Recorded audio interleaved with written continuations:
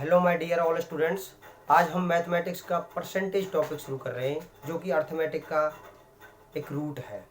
इसके करने के बाद में वो सारे टॉपिक जो अर्थमेटिक के अंदर आते हैं लगभग सारे क्लियर हो जाएंगे। तो इसके जो कंसेप्ट हैं उनको अच्छी तरह से सीखना है। मैं आपको टाइप बाय टाइप यानी कि जीरो से लेके और जीनियस तक बेसिक से कराऊंगा, बिल्कुल जीरो से उठाऊंगा। जो ये कहते हैं मुझे गणित से बहुत डर लगता है, उनका डर आज निकल जाएगा। इसके करने के बाद में परसेंटेज टॉपिक से कोई भी डाउट आपका नहीं बचेगा। आप बस वीडियो को अंत तक देखते रहिए। परसेंटेज मेरे पास होता क्या है, इसके नाम से पता चल रहा है शत प्रतिशत, शतक। क्या शतक? कितने अंक होते हैं? 100। कितने अंक होते हैं? 100। तो यहाँ जो भी बात करेंगे हम प्रतिशत के अंदर, जो भी होगा वो 100 के ऊपर बात करेंगे। किसके ऊपर बात करेंगे? हम 100 के ऊपर बात करेंगे। यानी कि जो भी टोटल है वो क्या है? 100 है। मैं आपसे कहूँ 20%, तो 20% का मतलब क्या है? 20/100, यानी कि 100 में भाग 100वें भाग में से 20वां भाग। क्या? 100वें भाग में से 20वां भाग। तो हम सबसे पहले तो परसेंटेज इतना समझ आ गया, परसेंटेज क्या है। दूसरी बात हम बात करेंगे कि परसेंटेज से फ्रैक्शन में कैसे बदलते हैं और फ्रैक्शन से परसेंटेज में कैसे चेंज करते हैं। तो इस चीज़ को थोड़ा अच्छी तरह से समझना है। मैंने कहा 10%। 10% का मतलब होता है 10/100। जब भी किसी भी संख्या को किसी भी परसेंटेज संख्या को हम फ्रैक्शन में चेंज करते हैं तो 100 का भाग देते हैं। क्या करते हैं? 100 का भाग देते हैं। तो कितना आएगा? 1/10। अब वो कहे कि 1/10 को परसेंटेज में चेंज कीजिए, तो हम क्या करेंगे? 1/10 गुणा 100। यानी कि हम किसी भी फ्रैक्शन को जब हम परसेंटेज में चेंज करते हैं तो क्या करते हैं? 100 का मल्टीप्लाई या 100 का गुणा करते हैं। इसको इससे काटेंगे, कितना आएगा? 10%। कुछ फ्रैक्शन हैं, यदि आप याद कर लें तो ज़्यादा बेटर है। मैं आपके लिए चार्ट बना दूंगा, क्योंकि उससे क्या होगा कि जो 100 क्वेश्चन हैं उनका सॉल्यूशन थोड़ा जल्दी होगा। उससे आपको बेनिफिट ये है क्योंकि अकॉर्डिंग टू टाइम सॉल्यूशन ही कंपटीशन फाइट करना होता है। क्वेश्चन तो सभी कर लेते हैं, लेकिन जो टाइम के अकॉर्डिंग क्वेश्चन सॉल्व करते हैं ना, वो ही निकाल पाते हैं। टेंशन ना लीजिए, ओनली 5 सेकेंड टोटल में, ओनली 5 सेकेंड में आपके लिए आंसर निकाल के दिया जाएगा। आप आंसर निकालेंगे, जब मैं आपके लिए 5 सेकेंड में निकालूंगा तो आप 10 सेकेंड में तो निकाल ही लोगे। चलते हैं आगे। मैं आपसे कहूँ किसी कक्षा में 20% विद्यार्थी फेल हो गए। क्या हो गए? 20% विद्यार्थी फेल हुए, तो पास कितने हुए? 80%, क्योंकि टोटल कितना है? 100%। ये बात मैं आपको पहले बता चुका हूँ कि यहाँ जो भी बात करेंगे वो किसके ऊपर करेंगे? 100 के ऊपर। मैं आपसे कहूँ किसी नमक के घोल में 30% नमक है। क्या है? 30% नमक है, तो उसमें पानी कितना होगा? 70%, क्योंकि टोटल कितना है? 100%। यहाँ तक कोई डाउट? चलो तो देखते हैं पहला क्वेश्चन। यहाँ देखो दोस्तों, एक चीज मैं आपके लिए बताता हूँ। का और से, वो कह रहा है कि 60-80 का कितना प्रतिशत है। तो एक चीज ध्यान रखना, जहाँ का और से आ जाए वो संख्या हमेशा नीचे आएगी। क्या कह रहा है? 60 किसके बारे में बात कर रहा है? 60 के बारे में। किसके रेस्पेक्ट में बात कर रहा है? 80 के बारे में। तो जिसके रेस्पेक्ट में बात कर रहा है वो हमेशा नीचे आएगा। कहाँ आएगा? नीचे। और जिसके बारे में बात कर रहा है वो हमेशा ऊपर आएगा। कितना प्रतिशत है? प्रतिशत में बदलना है, यानी कि प्रतिशत में देखना है। तो क्या करेंगे हम? 100 का मल्टीप्लाई, 0 से 0 कट जाएगा, 4 से इसको काट देंगे, 4 दूनी 8 और 15 चौका 60, 2 से इसको काट देंगे। कितना प्रतिशत है? अब वो यहां कह दे कि 60-80 का कितना प्रतिशत है, तो क्या करोगे आप? यानी कि जिसके रेस्पेक्ट में बात कर रहा है उसको कहाँ रखेंगे हम? नीचे। या जिससे का सटा हुआ है उसको कहाँ रखेंगे हम? नीचे। जिसके बारे में बात कर रहा है उसको कहाँ रखेंगे हम? उसके ऊपर। और 100 से क्या करेंगे? मल्टीप्लाई। यहाँ तक कोई डाउट? अभी वो आपसे कह दे कि 60-80 से 60 वह संख्या ज्ञात कीजिए, वह संख्या ज्ञात कीजिए जो 540 रुपये से 30% कम है, 30% कम है। एसएससी 2012 आया हुआ क्वेश्चन है। क्या एसएससी 2012 में क्वेश्चन आया हुआ था कि वह संख्या ज्ञात कीजिए जो 5 से 40 रुपये से 30% कम हो। मैंने आपको बताया हम जो भी बात करेंगे यहाँ 100 के ऊपर बात करेंगे। वो कह रहा है कि वह संख्या ज्ञात कीजिए जो 5 से 40 रुपये से 30% कम हो। यानी कि मैं मानो कि 100% की वैल्यू कितनी दे रखी है, 540। कोई दिक्कत? वो कह रहा है कि 30% कम हो, यानी कि 30% कम हो तो 100 माइनस 30 बराबर 70। यानी कि जो 100% की वैल्यू दे रखी है वो कितनी दे रखी है, 540। तो 70% की वैल्यू क्या होगी, 70। 0 से 0 काट दो, 0 से 0 काट दो, 7 चौका 28 और 7 पद 35 और 37 378। यानी कि वह संख्या कौन सी होगी, 378 होगी, जो 540 से 30% कम है। यहाँ तक कोई डाउट? ओके, नेक्स्ट क्वेश्चन देखते हैं। तो स्टूडेंट नेक्स्ट क्वेश्चन है, राम के पास क्या है, राम के पास 8000 रुपये थे, उसने कुल धन का 30% क्या 30% खर्च कर दिया, तो बताओ उसके पास कितना धन शेष बचा। तो क्या करेंगे, यानी कि राम के पास टोटल धन कितना था, 8000 रुपये। यानी कि मैं कहूँ आपसे, यानी कि 100% की वैल्यू कितनी दे रखी थी, 8000 रुपये। वो कह रहा है कि उसने कुल धन का 30% खर्च कर दिया। क्या किया उसने, 30% खर्च कर दिया। क्या किया उसने, 30% खर्च।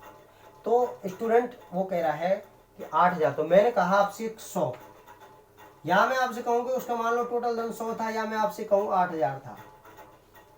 अब वो कह रहा उसका उसने, यानी कि कुल जो धन है उसका 30% उसने खर्च कर दिया। यानी कि जो 100% की वैल्यू कितनी दे रखी थी, 8000 रुपये दे रखी थी। जब उसने 30% खर्च कर दिया तो कितनी बची, 70% की वैल्यू। तो मैं आपसे ये कहूँ कि यहाँ 100% की वैल्यू आपके लिए दे रखी है 8000 रुपये और 30% उसने खर्च कर दिया, तो 70% की आप वैल्यू पुट कर लीजिए या निकाल लीजिए। तो कोई दिक्कत है नहीं ना? तो बताओ फिर, 8000 बटे 100 गुणा 70, सिंपल। 0 से 0 काट दो, 8 7 56।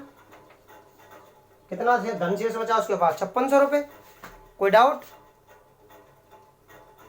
ओके, नेक्स्ट क्वेश्चन है स्टूडेंट्स कि किसी संख्या, हाँ मैं बताना भूल गया, एसएससी 2009 आया वो क्वेश्चन है, किसी संख्या के 25% में से, यानी कि कोई संख्या है उसके 25% में से 25 घटाने पर और 25 शेष बचते हैं, तो वह संख्या क्या है। आप पहले क्वेश्चन नोट डाउन कर लीजिए। किसी संख्या के 25% में से 25 घटाने पर 25 शेष बचते हैं, तो वह संख्या क्या है। लिख लिया? तो देखते हैं, 25% में से 25 घटाने पर कितने बचते हैं, 25 शेष बचते हैं। यहाँ तक कोई प्रॉब्लम? भाई जो क्वेश्चन कह रहा है वो हमने यहाँ रख दिया, कोई दिक्कत नहीं ना? तो चलो मैं इस संख्या को, यानी कि 25% की वैल्यू, मैं इधर इसको इधर ले जाता हूं, ये इधर माइनस का है तो इधर जाएगा, तो क्या किसका हो जाएगा, प्लस का। यानी कि 25% की वैल्यू कितनी दे रखी है, 50। कोई प्रॉब्लम? यहां तक कोई डाउट नहीं ना? तो 25% की वैल्यू कितनी दे रखी है, 50। मैं आपको बता चुका हूं, यहाँ जो भी वृद्धि होगी वो 100 के ऊपर होगी, जो भी कमी होगी वो 100 के ऊपर होगी। जब 25% की वैल्यू क्या दे रखी है, 50, तो वो क्या करा, वह संख्या क्या होगी, तो 100% की वैल्यू क्या होगी, तो 50 बटे 25 गुणा 100, 25 चौका 100, और ये इसका आंसर आएगा। अब आप यहाँ एक बात और नोट डाउन कर लीजिए, किसी भी संख्या, कोई भी संख्या हो XYZ, और वो यहाँ कहे कि किसी इतने परसेंट में से और इतना, यानी कि जैसे यहाँ कह रखा है 25% में से 25 घटाने पर 25 शेष बचता है, वो यहाँ कह देता कि 35 किसी 35% में से 35 घटाने पर 35 शेष बचता है, तो ऐसे क्वेश्चनों का हमेशा आंसर 2 से आता है। जब सेम संख्याएं होती हैं उसका आंसर हमेशा 100 200 आता है। यहाँ एक लाइन आप नोट डाउन कर लीजिए, कोई भी संख्या कितनी बड़ी हो कितनी भी छोटी हो, उस संख्या के यदि एक अंक छोड़कर दशमलव लगा दूं तो उस संख्या का हमें 10% प्राप्त हो जाता है। क्या हो जाता है? 10% प्राप्त हो जाता है। यानी कि कितनी बड़ी से बड़ी संख्या हो उसका यदि एक अंक छोड़कर हमने दशमलव लगा दिया, जैसे 1000 रुपये हैं, यदि मैंने इसका एक अंक छोड़कर दशमलव लगा दिया तो मुझे इस संख्या का 10% प्राप्त हो जाता है। कैसे? मैं आपसे कहूँ 1000 रुपये का 10% निकालिए, कितना आया? 100। मैं आपसे कहूँ कि किसी भी संख्या के यदि एक अंक छोड़कर दशमलव लगा दीजिए तो उस संख्या का मुझे 10% प्राप्त हो जाता है। कितना बचा? 100। वही आंसर निकाल के देगा, जो कैलकुलेटर तुम्हारे लिए जो आंसर पुट करेगा वही निकल के आएगा। दूसरी लाइन है एक, किसी भी संख्या के 2 अंक छोड़कर यदि दशमलव लगा दिया जाए तो उस संख्या का 1% प्राप्त हो जाता है हमें। मैं आपसे कहूँ कि 1000 रुपये का 1% निकालिए, क्या निकालिए? 1% निकालिए। क्या निकालिए? 1%। तो आप क्या करेंगे? 1/100 गुणा 1000, इससे कितना आएगा? 10। अब मैं आपसे कह दूं कि 1000 रुपये का 1% निकालिए, और आपको पता हो इस बात का कि किसी भी संख्या के यदि हम 2 अंक छोड़कर दशमलव लगा दें तो उस संख्या का मुझे 1% प्राप्त हो जाता है, तो आप सीधा यहाँ टिक मार देंगे तो कितना बचेगा? 10। That is clear? यहाँ तक कोई डाउट? ओके, नोट डाउन कर लीजिए। नेक्स्ट क्वेश्चन है स्टूडेंट्स, जो कि आया हुआ है RRB 2011 में। क्वेश्चन क्या है? सीता ने किसी परीक्षा में 180 अंक प्राप्त किए और वह 30 अंक से फेल हो गई। परीक्षा का उत्तीर्णांक 30% हो तो परीक्षा का कुल पूर्णांक क्या होगा? यानी कि जो पास होना था वो कितने पे होना था? 30% पे होना था। किस पे होना था? 30% पर होना था। क्वेश्चन को नोट डाउन कर लीजिए। सीता ने किसी परीक्षा में 180 अंक प्राप्त किए और वह 30 अंक से फेल हो गई। परीक्षा का उत्तीर्णांक कितना था? 30% हो तो परीक्षा का कुल पूर्णांक क्या होगा? यहाँ पूछ रहा है कुल पूर्णांक के बारे में। तो हम क्या करेंगे? कितने अंक प्राप्त किए उसने? 180। फेल कितने से हुई? 30 अंक से।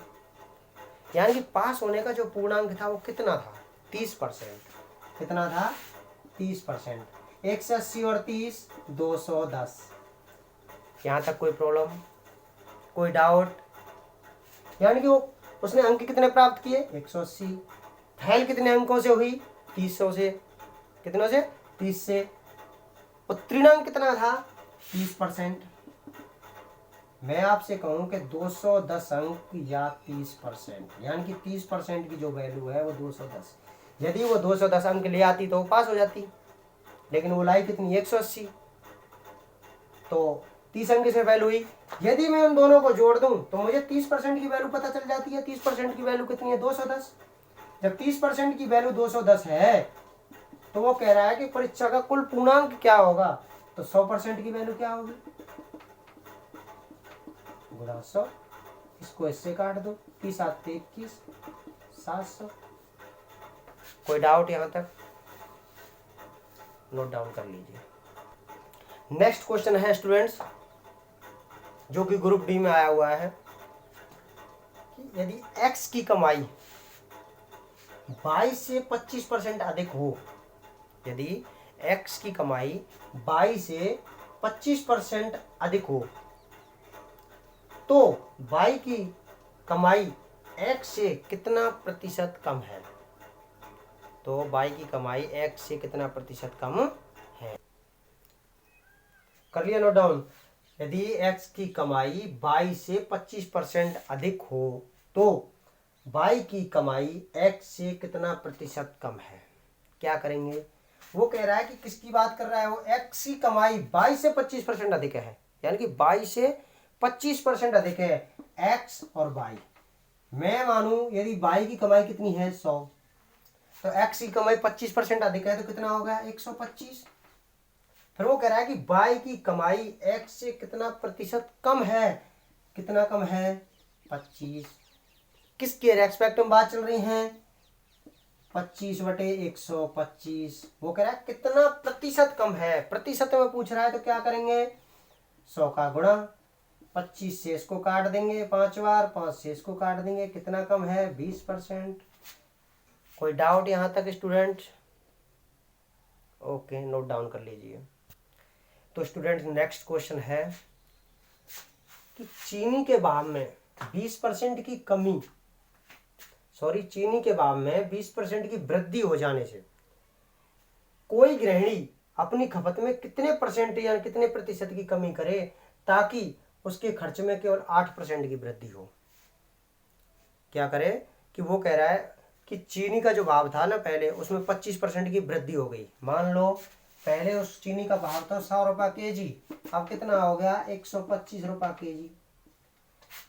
वो कह रहा है कि कोई गृहिणी अपनी खपत में यानी कि अपने खर्चे में कितना कमी करे, केवल उसकी जो खर्च करने में वृद्धि हो केवल 8% की होनी चाहिए बस। यानी कि पहले उसका 100 था, केवल 8% की वृद्धि हुई थी 108।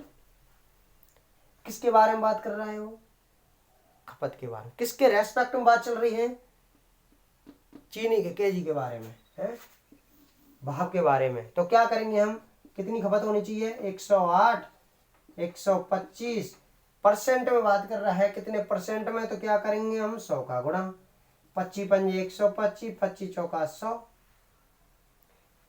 इसको इससे मल्टीप्लाई कर लेंगे। यहां तक कोई दिक्कत? 8 चौका 32 और 3 और 4 एकम 4, इसको 5 से भाग दे देंगे। यहां तक कोई प्रॉब्लम?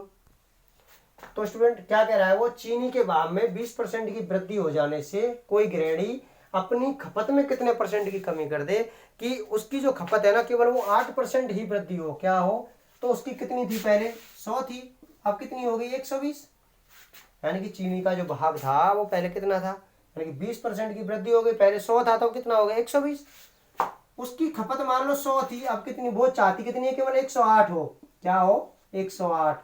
किसके बारे में बात कर रहे हैं और किसके रेस्पेक्ट में बात कर रहा है, तो क्या करेंगे हम 108/120 गुणा 100, 0 से 0, 2 चिक्की 12, 2 पन 10, 6 एकम 6 और 6 48, 18 पन 90। कोई दिक्कत यहाँ तक? यहाँ तक कोई दिक्कत? कितना आया 90, टोटल कितना था 100, 100 माइनस 90 यानी कि 10% कमी। कितनी कमी कर दे वो अपनी खपत में 10, यानी कि अपनी खपत में वो 10% कमी कर दे तो केवल उसके 8% की ही वृद्धि होगी उसकी खपत में। तो ये था स्टूडेंट्स बेसिक कंसेप्ट, यानी कि अब तक के जो बेसिक से जितने क्वेश्चन आए हुए थे वो थे। कल अब थोड़ा सा इससे अलग टाइप कराएंगे, जो अभी आए थोड़े हाई लेवल, इससे ऊपर चलेंगे। यहाँ तक आपकी समझ में आ गया होगा, या यहाँ तक कोई डाउट हो तो आप मुझे कमेंट सेक्शन में कमेंट कर सकते हैं। यदि वीडियो अच्छी लगी हो और तो वीडियो को लाइक करें, अपने फ्रेंड्स के साथ शेयर करें, और यदि चैनल पर नए हों तो सब्सक्राइब कर लें। Thank you.